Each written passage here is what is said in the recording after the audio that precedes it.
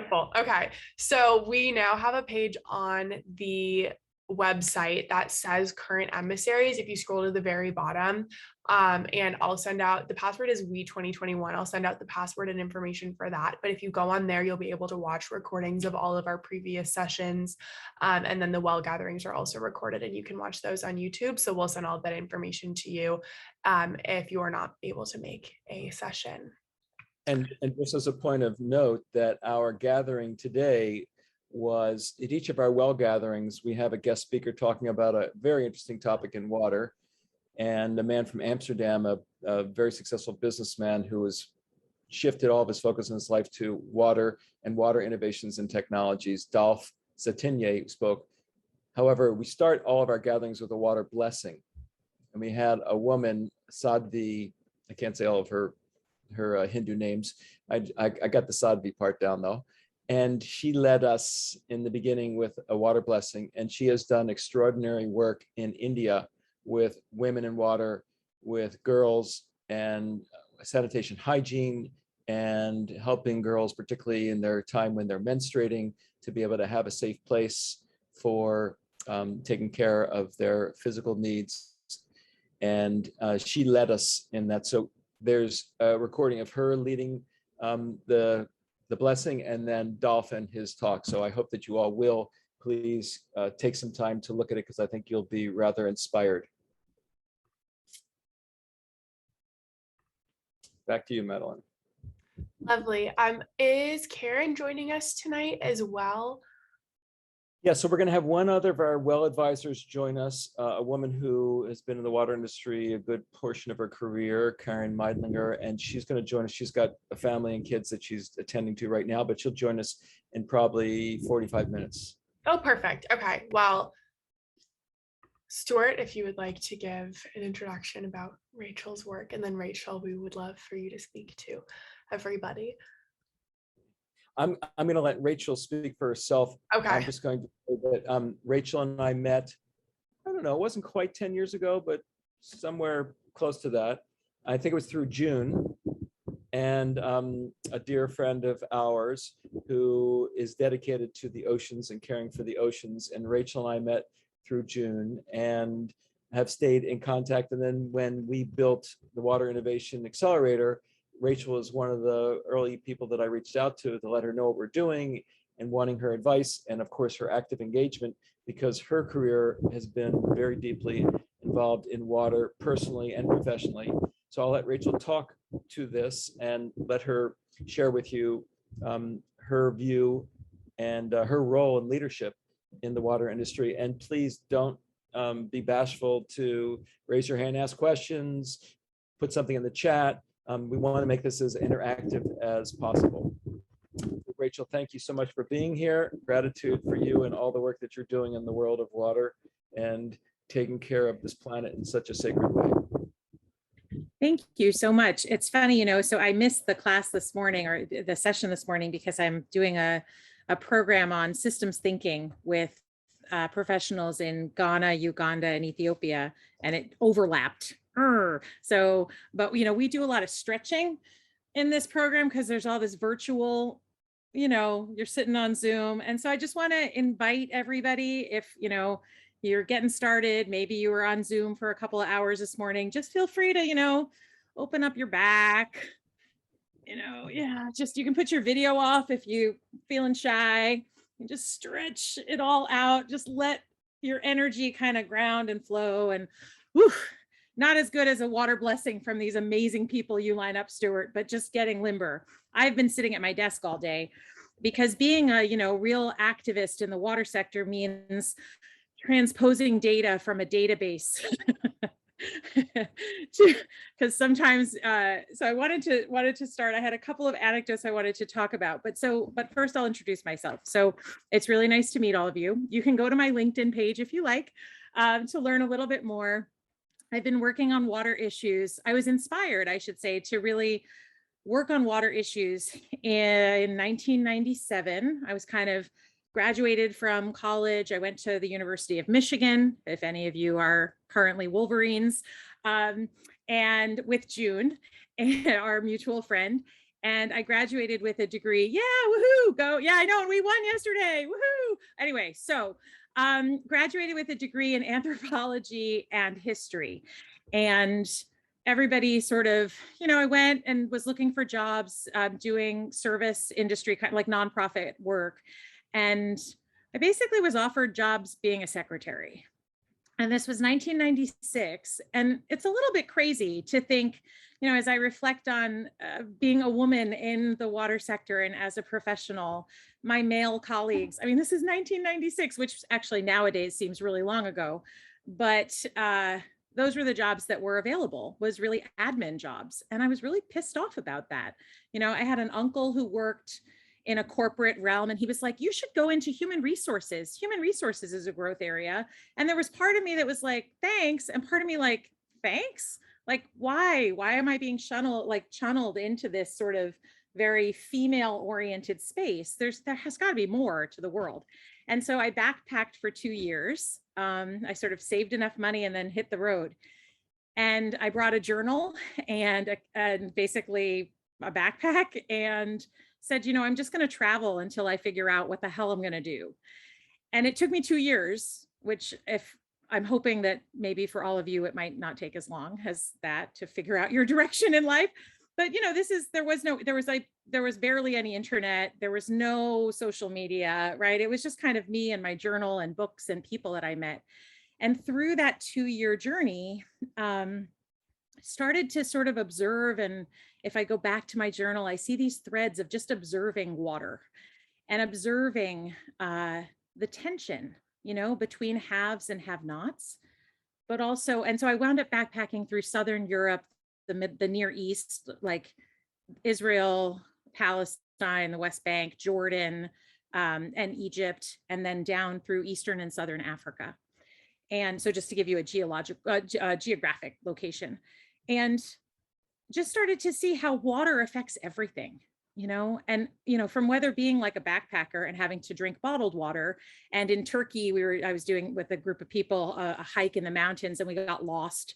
And we found this little, and you're like, oh, we're out of water. But the only water we could buy, the caps on the bottles had already been broken. So it had clearly been, a water bottle that was refilled. And so we couldn't drink it. We didn't feel safe drinking it. To observing that, just living on a kibbutz in Israel for a while. And we would go to the Palestinian town, and you would see just such a massive difference of water abundance on the kibbutz and real water scarcity, and just a water tap that had mosquitoes and was not clean, in the Palestinian area. But then the wealthy people in the Palestinian area having these beautiful houses right up on the hill with tapped water supply. And you just start seeing all these different fluid dynamics about how we use water. And I was learning how to scuba dive in Malawi, and I got malaria. And it's another facet. And, in recovering from malaria, I thought, maybe I should stop. And I have this journal entry. Maybe I should stop thinking about what I want to do. And I should really think about who I want to be and what direction, and maybe not like, oh, I'm going to go to journalism school, or I'm going to go to law school, or I'm going to go to this, and just be like, I'm going to work on water issues. And so I came back, I applied to policy school. I got a master's degree from Columbia. And it was interesting because I was like, well, with the water sector back in the late 90s, everybody was an engineer. And I'm certainly not an economist, but I am I'm known as an economist because I studied finance. And I thought, I'm not a chemist, I'm not an engineer, I don't have that background, but I can look at how this stuff gets funded and look at the sort of aid sector. And so I would say, and how do we kind of move away from aid dependency and start thinking about viable models that are community-led and community-oriented? And that's kind of where I've been for the last 20 years in a variety of different jobs and a variety of different domains. But, like right now, what I'm doing is I was plunking in a database today because I'm working with the World Bank to help them figure out within their investment portfolio, how can they decarbonize their water portfolio? And so how can they access forms of climate finance? And so that's what I'm doing is I'm kind of looking at, well, what's the supply of climate finance? What are the types of projects that the World Bank invests in, and seeing where and what are the practical steps that the World Bank can do organizationally to try and marry those two things together. So somebody asked me recently what I do, and I said I'm an organizational therapist. But I sort of am maybe a data-driven organizational therapist trying to help organizations become more efficient and effective at what they do. And that space is generally in the water space.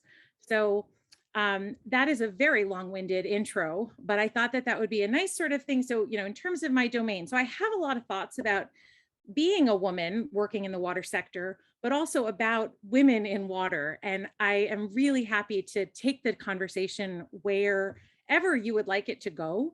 And so maybe what we could do is, again, I've given you this little teaser about my background. I'm really keen to learn about you all.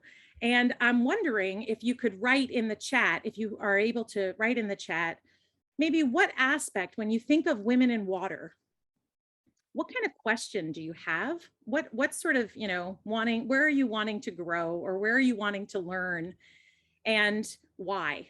And if you could just take a minute and maybe think about that and then type it in the chat, then we can use that perhaps to ground and focus the conversation.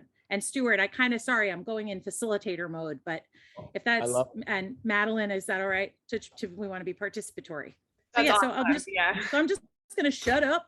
And I look forward to seeing, and if you can't type, if you happen to be on a mobile phone, please raise your hand, and I'm happy to call on you to talk. And I'll type the question as well in. Great suggestion, Rachel. This is exactly what we want.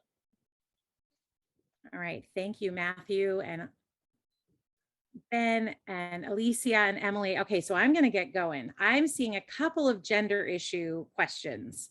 And so I'm going to start with that. But I see the terrestrial ecosystem models, this notion of women being unpaid, and gender roles.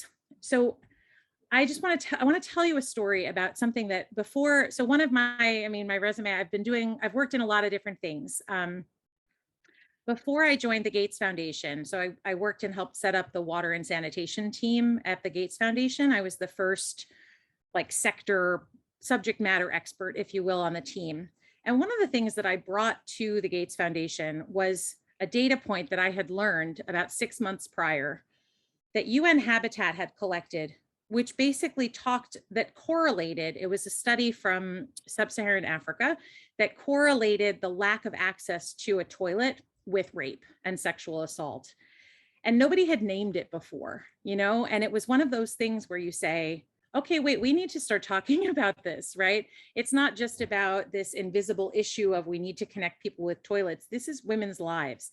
And that, sparked a whole lot of work around advocacy and raising awareness really about that correlation, right? Of women's experiences with sanitation and menstrual hygiene management. I can't tell you that things are much better 15 years in. I don't know that we've found clear solutions. In general,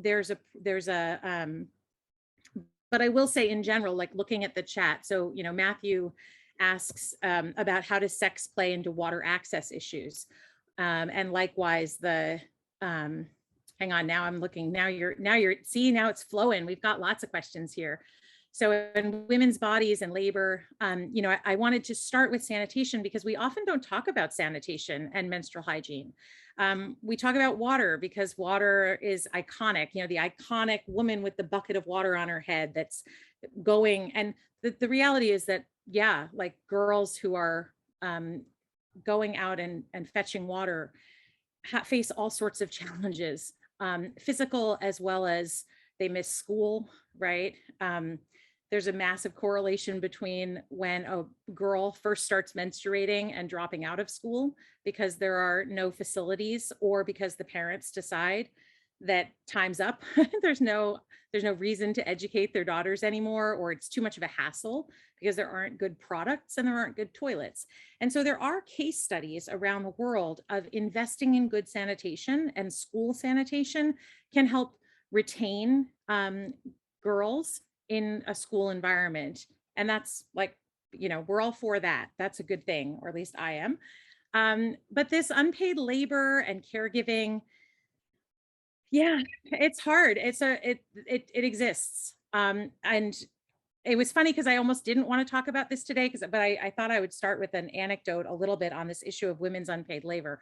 My husband and I are currently having a bit of a row about whether to get a dishwasher or not. Now, if you can tell, this is basically a yurt, and we live in an Airstream on 20 acres outside of Seattle on the Olympic Peninsula. And we don't have a dishwasher because we live in an Airstream, and we're working to practice like how small could we get our environmental footprint, or how do we live some of these values that we are, talking about.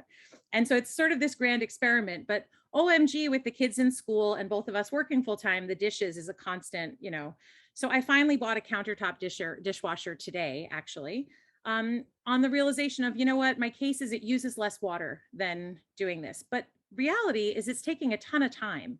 And this is the experience of women all over the world, right? Is that just the amount of time and drudgery, not just fetching water, but doing chores, that is absolutely uncompensated for in a capitalist kind of environment, I think, or in a capitalist economy.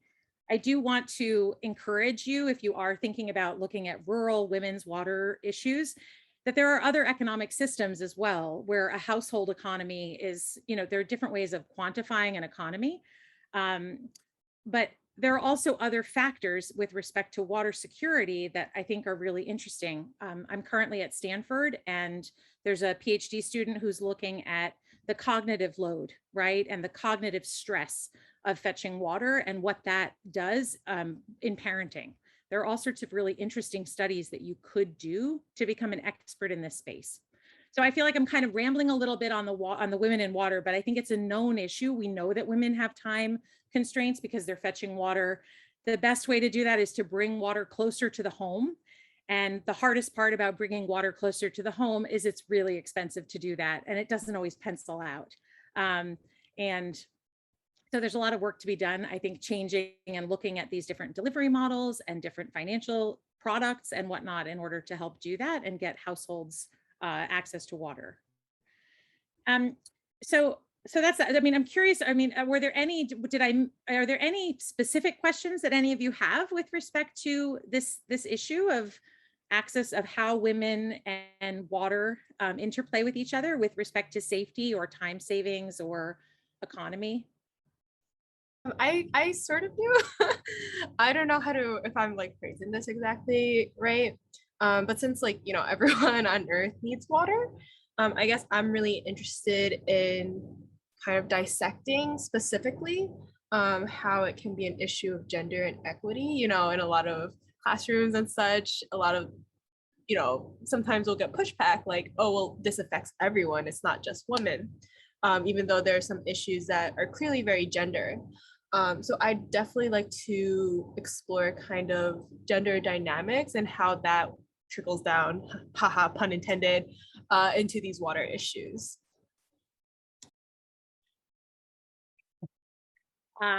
Yes. I think the thing is that the challenge is that there's this whole inherent system in place, right? So yes, men are affected by water security as well. And, as like it's communities and it's households. And I think the thing is, one question that I would say is worth exploring is the opportunity cost, right? So opportunity cost, and I don't know, I'll just say it, right? It's this sort of an economic principle of you do one thing, you kind of don't get to do another. So if you are forced into going and fetching water for your family, and in places where there's increasing water security questions, you're going further and further and further. You're not going to school, you're not engaging in your community, you're not, you're missing, at least from a very Western mindset, you're missing out from sort of other development opportunities. So I think we're in this really interesting time, however, and I just would like to prompt a challenging question that I sometimes think about, which is there's a real need to decolonize aid, right? There's a real need to decolonize sort of a lot of this sort of aid mindset and the Washington consensus, and I don't know how much, again, where you all are in terms of your knowledge of the World Bank and, just the geopolitical kind of trends and history of aid. And I think we have a Western enlightenment, if you will, if whatever you want to call it, ideals about women and about men and about families and about economy. And I do think, depending on where you're working or where you want to work, going in and really trying to understand what the local culture is and how it works and how it can be improved to secure, maybe whether it's a health outcome or an economic outcome or a social outcome that is coherent with that culture. Like, that feels really important. It feels really important. And I just want to, encourage you to be thinking along those lines. One of the other talking points that I was sort of bringing into this sort of, wanting to be a wide ranging discussion was, is this idea that we are not the experts, So you might have a master's degree, a PhD, or whatever. We are privileged by the power of the American dollar to be able to go and travel pre-COVID time and go. And, I noticed there was a question in here about going into rural areas and whatnot. As a white woman,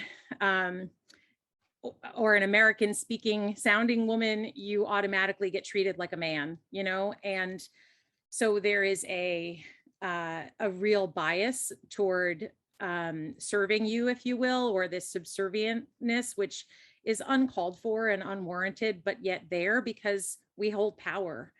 And so finding ways to distribute that power and recognize that we in the United States and in places that we think are more developed have a whole hell of a lot to learn as well.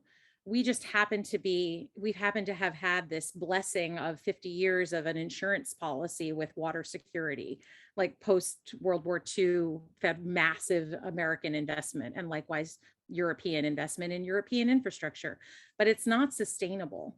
Like, even our culture and our attitudes and behaviors around water just desperately need to change. And I kind of feel like there's a lot that we can learn.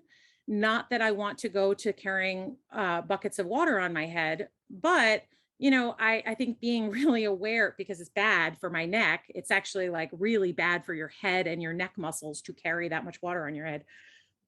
But being a bit more appreciative of and learning about how do you restore ecosystems, or how do you have better balance in our water use, and learning together is actually a really valuable thing. So that's my very long-winded answer to you there. I think I saw Karen join. Yeah, so I know we only have, I want to Yes. make sure that I'm honoring and welcoming her as well. Thank you, Rachel. Yes, we want to welcome Karen Meidlinger, who, perfect timing as we're talking about women in leadership roles in the water industry. Karen has been in the water industry for numerous years. She is currently director of strategy for Evoqua Water, which is one of the largest water companies that's now existing on the planet. And Karen and I met through, I'm not exactly sure, but through some mutual friends, and hit it off right away in our mutual values and our concerns about the health of our planet and how water is such a critical role, and women playing a leading role that is really required going forward, because women are the carriers and keepers of water on the planet, and they deserve and are positioned to be in leadership roles to take us forward, to unite us in our water. So I'll leave it with that for Karen, for you to share any introduction you'd like to about yourself and your work at Evoqua. And you can see some questions that are there. Rachel has started answering some of them. Love to have you two, even Karen and you and Rachel, dialogue a bit, and then others ask questions of you and interplay. So this is all for us to be interactive together. Should I go on video now, Stuart? That'd be great. Yeah, okay, yeah. Let me just, oh yeah, hang on. Let's figure that out down here. Yeah. Hi, everybody. Good evening. Can you hear me okay? Yep. Good. Okay. So, Stuart, you had wanted me to talk about my story with water. Is that right? As an introduction? How I got involved in water? Yeah, and we want to keep it somewhat brief because of our time, but yeah, just how you got connected to water, and if you want to talk about something with how you see the role of women in water, particularly in the corporate world. Mm-hmm. And sorry, Rachel, I didn't mean to interrupt. Did you finish what you were saying? Yes. So yes, absolutely. I'm on pause. It's really nice to welcome you into the conversation. Really looking forward to hearing your story. Great. Well, just quickly, I grew up in Africa, Southern Africa, a country called Swaziland, which is now called Eswatini, and grew up there till I was 12. So I haven't really worked on water issues much outside of the US, but I did grow up outside the US. Then I trained as a scientist. I'm a marine ecologist. And then I got somehow into business and innovation management. So I think of myself as an innovation management sort of person. That happened to land in the water industry. I was doing it in healthcare, and healthcare is so exciting right now, but a decade and a half ago, it wasn't so. It wasn't a very exciting place to be. So I was looking for something a bit more exciting, and clean tech at that time was really taking off. I don't know if you've missed, some of you probably aren't old enough to remember the whole clean tech wave. It was very fun with Al Gore's movie and Inconvenient Truth coming out. And so I took a leap into clean tech on the investing side, and quickly realized there were a ton of clean tech funds out there, but everyone was really interested in our water background. I had got the science side and tech side, and my business partner at the time had worked for a large investor in water utility, Aqua America. So they said, we're seeing tons of clean tech funds, but we've not seen a water one. Tell us about water.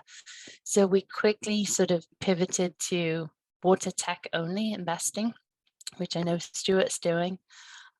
It's very hard, but he knows that. We were a small fund, $7.5 million we raised. It was a hard time to fundraise. It was right after the Lehman collapse. Don't do that. Do not wait for an economic collapse and then try and raise a fund. It's a really bad idea. So it was, ended up being a small fund just because it was so horrible to fundraise back then. But we thought, should we give the money back to our LPs, or should we just invest and learn on this small fund and go do a bigger fund later if it works out?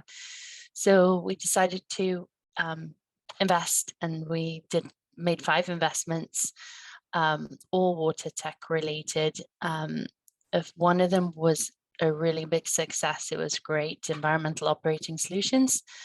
They had a green eco sort of green chemical that was made of out of glycerin, which is a waste product from biodiesel production, and they used that. They sort of shelf stabilized it and used it to not to feed it acts as a carbon source to feed the bacteria in a wastewater treatment plant, so you can knock down the nitrates and the phosphates. And for a plant operator, could meet their permits and all the environmental benefits that come from that. So that one's a big success. We also invested in Zone Robotics, which had an okay exit. They use robots that move around in the wastewater pipes to map them. And so for a big wastewater utility, you can be proactive about your asset management. You can invest your budget in the areas that need most, upgrading. So that was a good company. That's strangely a Pittsburgh company, which is where Evoqua is based now.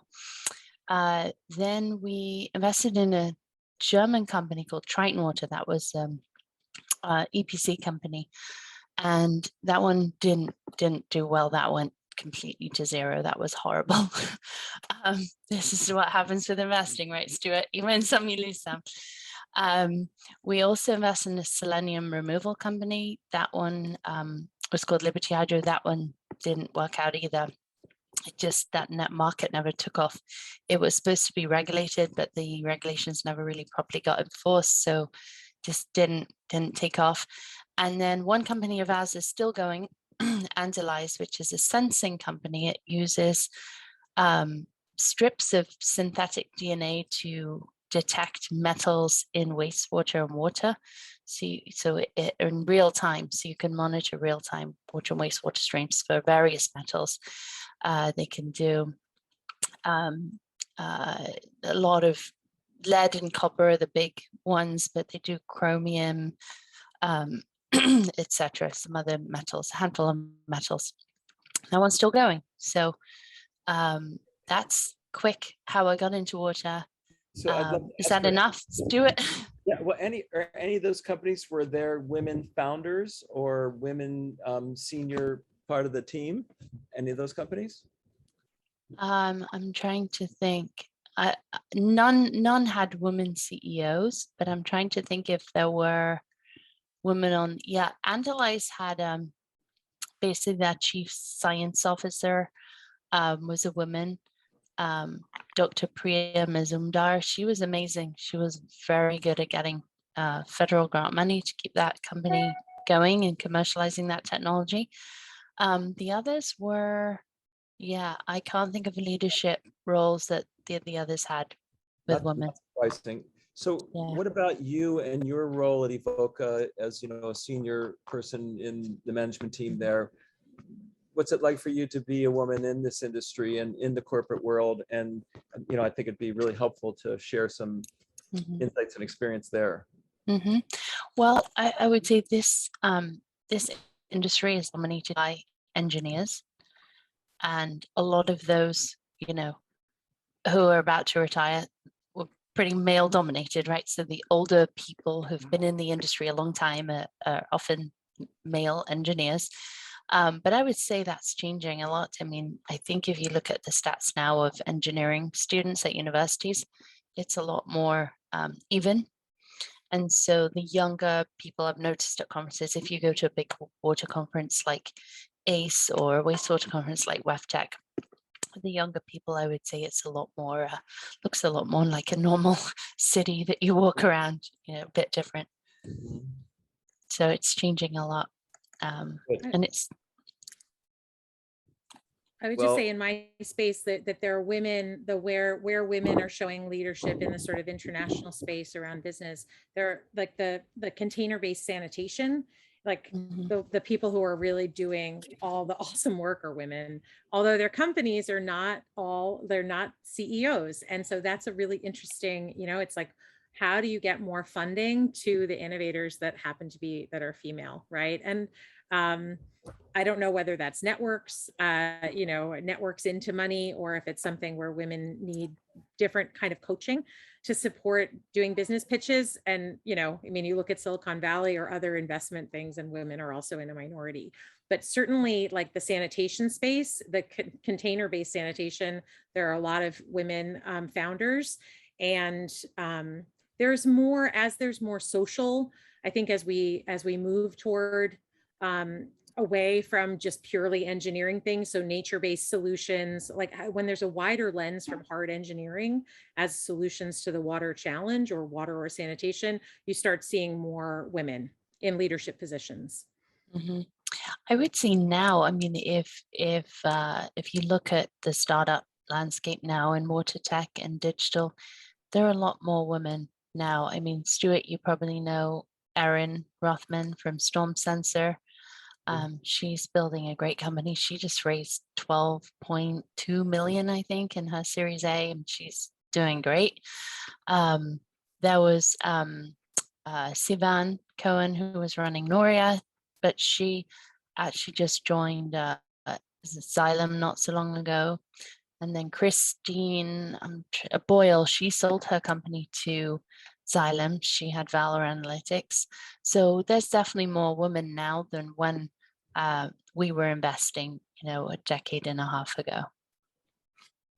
And I believe that we're going to see a lot of entrepreneurs come from outside of the water sector and bring their expertise and their technology into the water sector, which will once again expand the opportunity for women that are brilliant entrepreneurs with creative ideas, and whether they happen to be software designers, coders, engineers, data analytics, they will bring that into the water industry and help bring new innovations forward in the industry. So for the emissaries, you've had a chance to hear from Rachel and Karen both, give you a little bit of taste of what's going on. Are there any questions that come up specifically that you'd like to ask that we can answer and have, some more depth of discussion around? And by the way, everyone, sorry, my name is pronounced Karen, like car in the drive. And I didn't change it after all those memes went around the internet. It's always been Karen. Great.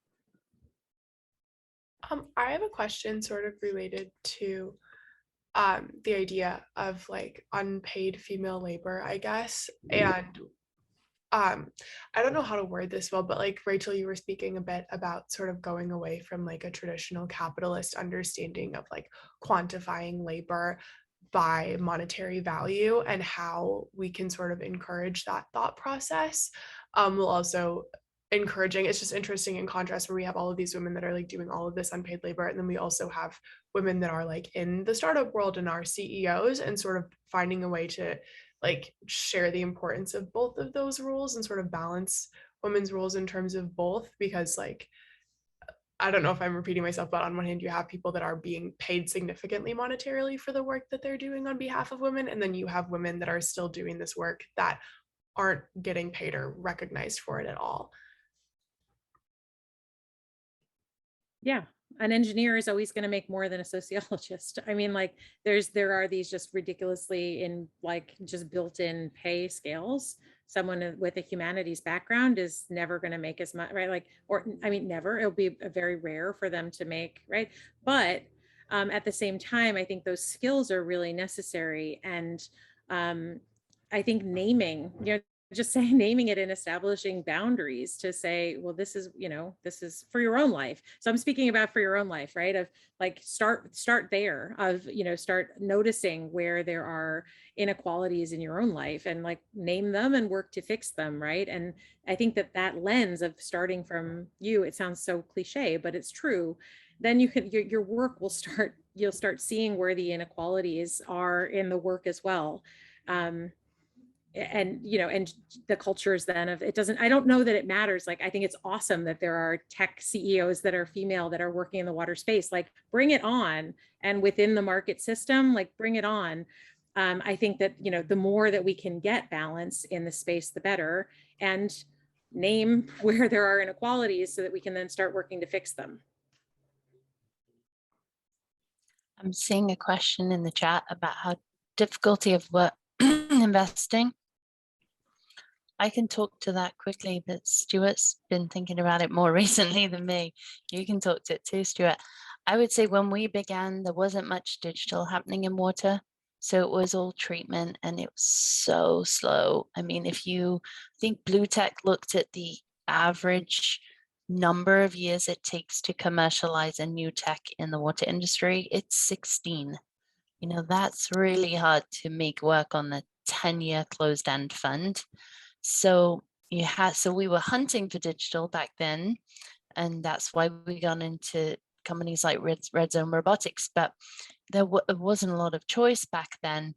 Now I would say digital is coming in hard and fast to the water and wastewater, into water and wastewater. So there's a lot more opportunity, I would say, to invest in things that are going to get a venture type return in 3 to 5 years, whereas that was not the case back then. And then you've got now all these wonderful groups that pull innovation together, like the group that Stuart's running, that they weren't in existence back when we started our fund. Yes, Karen, there's been an anchor in the water industry that has weighed it down. And it's this old, slow way of thinking, and it's old white guys. And that's why we need to have women and we need to have youth in new leadership positions to bring the water industry forward. That is so critical. And it's happening and it's starting. And as you said, Karen, there are a number of funds that have now raised capital for water that are $100 million plus funds. And then the whole notion of water is expanding, where so much of the industry used to be all about wastewater treatment or municipal water. Mm-hmm. And as you said, Karin, digitization or we call smart water, is the hot, sexy part of water that's coming forward. But we've also got the analytic side, and we've got software and SaaS, and we've got, just I'll say broadly, the innovations of new technologies, whether they happen to be in desalination, atmospheric water, or some other unique forms of wastewater treatment or treatment of toxins like PFAS, that are now coming forward and getting greater and greater attention. And the industry is going to continue to expand and accelerate because of new ideas and new technologies that will bring money, that will drive everything going forward. And it's all because of people with the brilliant ideas and excitement, and to take applications they have for other industries and bring them into the water industry. Mm-hmm. And I see Rachel posted in the chat about project finance. When we started, it was really just the giant infrastructure funds investing. And so they wouldn't look at a project under $20 million US. And now I feel like there's so many niche project finance groups that they'll do a $2 million anaerobic digester. They'll do these small sort of distributed infrastructure sort of projects. But that wasn't really, it was hard to come by that money a decade and a half ago. Yeah, agreed. I mean, there is this sort of, the future is distributed and decentralized water infrastructure, right? Mm-hmm. And then telemetry and digital for the administration and management. I think one question that I have is, what's the driver? And, like you mentioned PFAS, Stuart, and, it's like, where's the regulation for that? And where, I also had posted in the chat, as you're thinking about careers, or doing things in the water sector, we also have a very outdated regulatory system in this country and internationally as well, not just for water quality, but also around everything. Like, I was trying to support these container-based sanitation companies, and because I think they're awesome actually as a sanitation solution.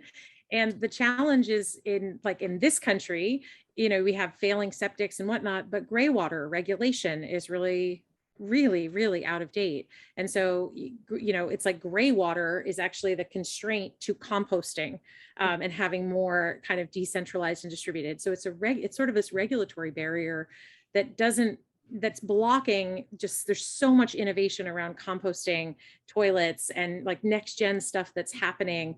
Even gray water treatment is at universities. There's all sorts of really neat tech, but it doesn't actually scale. It doesn't actually grow because there's these, bit by bit, county by county and state by state regulations.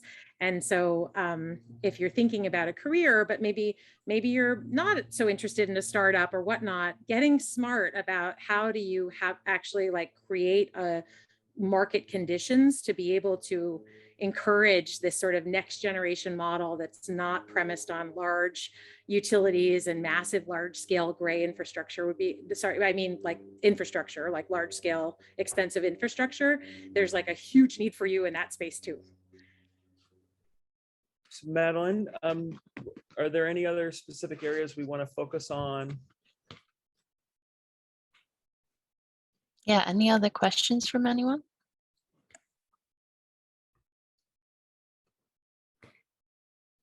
Emily, I know you've got lots of questions in there. I'm just trying to absorb everything right now, because there's not too much I know about it. I do appreciate kind of the candor.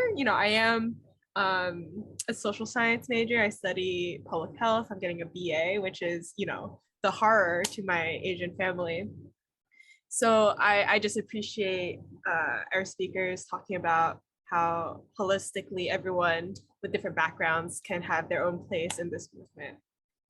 Did you say public health you're looking at? Yeah, I study public health. Very There's relevant right now. There's some cool wastewater-based epidemiology happening where systems are, basically tracking COVID outbreaks through the wastewater system. You've probably seen some of that is happening in the UK, in the Netherlands, in Israel. Hard to do here because we don't, the states do their own thing, but it's happening on the national level in Israel and the UK and the Netherlands. And they're seeing COVID in the wastewater 2 weeks before an outbreak. It's pretty amazing. Yeah, actually, this book we had to read before our program formally started is called The Big Necessity, and that was kind of my introduction. Oh my God, are you familiar with it? Yeah, so it was my introduction into wastewater as a public health issue, and it got me thinking about water as a public health issue. And I know we were talking about gray water, and it just hadn't occurred to me how it was all interlocked. And then personally, I became really interested in exploring how certain diseases, like zoonotic diseases that spread from animals to humans or back and forth, are impacted by the ecological destruction of water infrastructure. But I still don't know too much about it. I guess that's why I'm here. But yeah, I appreciate all the speakers sharing their knowledge. Thanks, Emily. See, Rachel said her friend's doing this in Palo Alto. That's cool. Yeah, so our lab, so I'm kind of a weird professional. So I think that's maybe one of the things that if I could say, as being a woman working in the water space in my corner. I mean, one of the things is like water is everything, right? So, you could Google like Josh's water jobs, to get a feel for the types of jobs that are out there. And I got to tell you, there's way more jobs working on things that connect with water than there were 5 years ago, 10 years ago. But I work at Stanford. I also do consulting and advisory work to a variety of different public and private agencies. And the lab they go to the wastewater treatment plant in Palo Alto every day and collect a sample of the poo of the sewage in order to track COVID. And they're part of that international consortia of universities that are really driving this, using wastewater to track and be a sort of diagnostic for disease prevention, which is really quite cool. Mm-hmm. Great. And I'll find the company that is doing it in Israel and post it in the chat here if anyone's interested. How about hearing from any of the guys on this topic? I don't really have anything, but I definitely really appreciate the conversation going on. It's definitely something I'm looking into with the ecosystem modeling.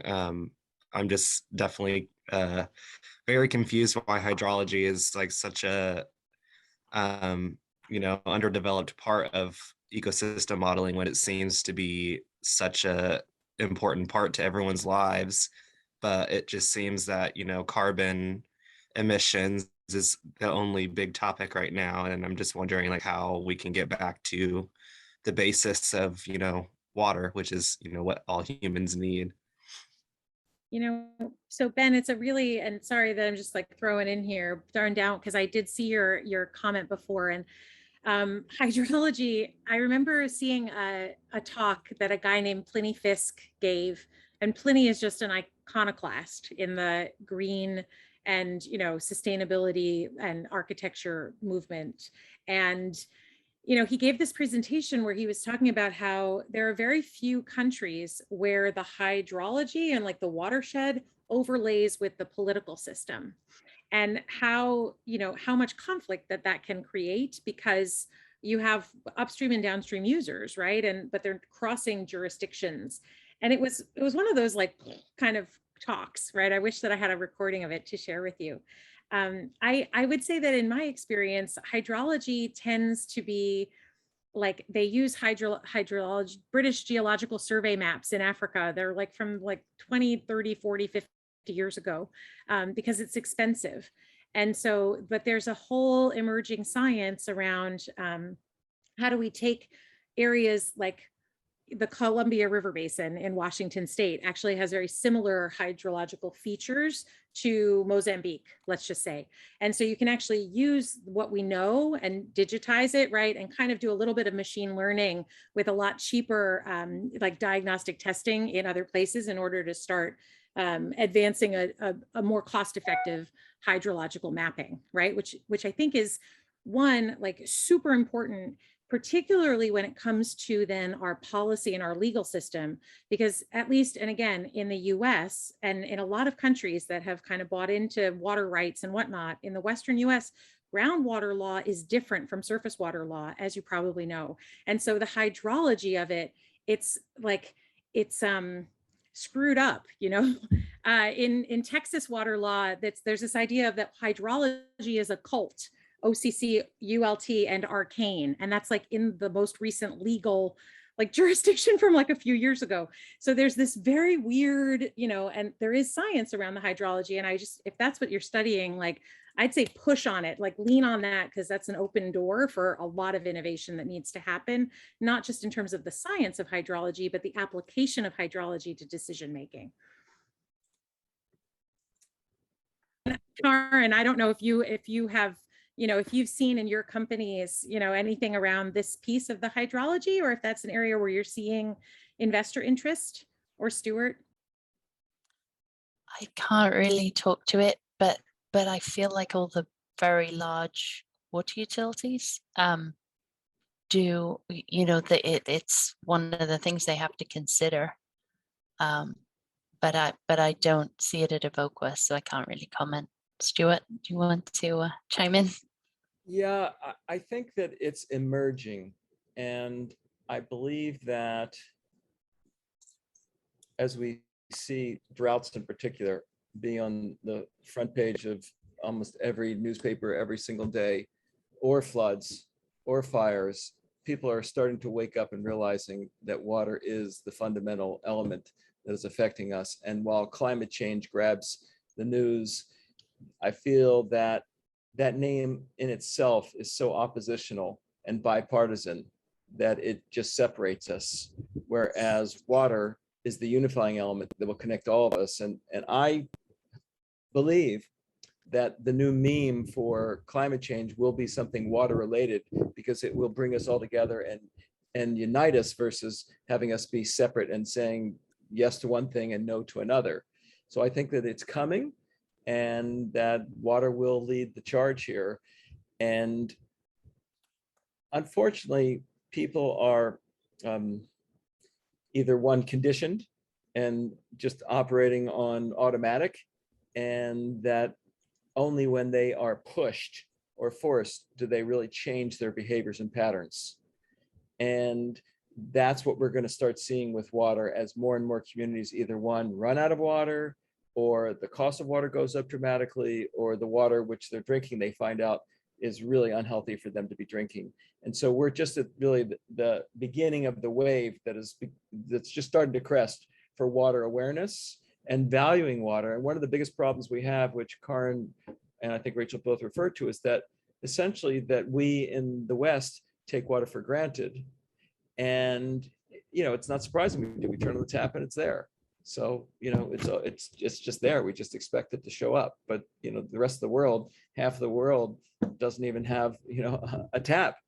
So we are going to be pulled into a situation where it's going to become so dire that people are going to have to say, oh my goodness, water is not only undervalued, but it's underpriced. It's too cheap. And I think that that's coming, and that's going to cause a lot of changes to occur. Sort of Yes. Oh, sorry. Go ahead, go Madeline. ahead. I was just going to say, the most interesting phrase I heard connecting the two may have been at one of your events, Stuart, and I can't remember who said it, but someone said the way it's connected is the way most people will feel climate change is through water. And I thought, wow, that's really powerful. Rachel, you have some comments about that? That's your world. Yeah, just amen. Now, if we could only just connect water investments to climate mitigation finance, if you got any tips on that, because I got to tell you, it is, yeah. Yeah, I don't really have any other, I think that's it. And the time is now. I mean, my concern about the pricing and whatnot is, do we have the political will to do it? And do we have, we're operating in a world where corporates for 20 years, 30 years, even the leading light corporates in this space around water, the Alliance for Water Stewardship, again, as a resource, that's interesting. And the Carbon Disclosure Project, that's really ramping up in terms of water disclosures and water security stuff. They're really pushing for voluntary regs rather than regs that are actually enforced. And our enforcement capacity is really limited. And I don't know, it'd be really interesting to see, is there political will to raise the price of water for farmers, and industry? So leaving aside households, but it's taken years and we still haven't fixed Detroit, so or Flint, or some of these, or Tulare in California. So I do think that political will is, also part of what you're doing, Stuart, with advocacy and welcoming everybody into the fold. Like we kind of have to figure out a different relationship with water, and one that does connect our economic interests, but also our sort of non-material interests, our spiritual interests, our community interests, our social contract. Otherwise we're kind of doomed. It's like, not to put it all in, but otherwise we will experience the effect of climate through water, through flooding, and through drought, which is, equally scary. We are at time, so just to sort of close things off, I think sort of going back to what you just said, Rachel, about connecting everything, it's really important that this is not directly, like, this quote isn't related to water, but something that's always really resonated with me is that people don't necessarily remember like what you've said or done, but they remember how you've made them feel. And emotion is so tied to everything that we do. And I think that in terms of water, people need to have experiences with it to understand either the scarcity of water or the power and the beauty of water. And like, sort of unrelated, I think that, if you have an experience like that, it can completely impact and turn your life around. My mom befriended a cow when we were on a farm in India, and she hasn't eaten red meat in 5 years because of it, because she had one experience over the course of 3 days where she met this cow and they became best friends. And so I think that creating experiences like that for people surrounding water is one of the most impactful ways that we can really raise awareness about this. And sort of in conclusion, Caroline has put together some questions that we can think about to take action over the next week. So I'm gonna share my screen, and then Caroline is going to go through those questions.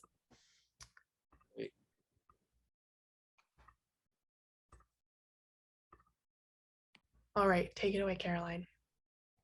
Yeah, so thank you for those presentations. They were so interesting. I don't know a lot about the topic, but I feel like I've already learned a lot, and I'm just kind of processing the information. And so for our water emissaries, we have a little activity that you guys can do this week, since we don't have a meeting on Thursday. So it'll be an entire week before we meet again. So there's 3 options that you can choose from. And then on Monday's meeting, we'll just kind of go around the room and talk about your progress that week. So the first option is just think about how you can start a conversation about the issue at hand, and who could you speak to and what would you say? The second situation is research activists that work with women in water. What are they doing and how could you help?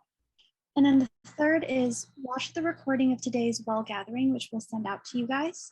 What information from the presentation stood out to you? These are just something to think about, maybe act on, and then again, we'll share on Monday your thoughts. That's great, Caroline. Any other questions or comments before we end our session today? All right, if no one has anything else, thank you, Rachel and Karen, for speaking with us and enlightening us today. And we will see everybody not on Thursday in observance of Yom Kippur, but next Monday. So thank you, everybody. Take care. Thanks for having me. Bye. Thank you so much for having me. Take care. Good luck in your journey. Mm.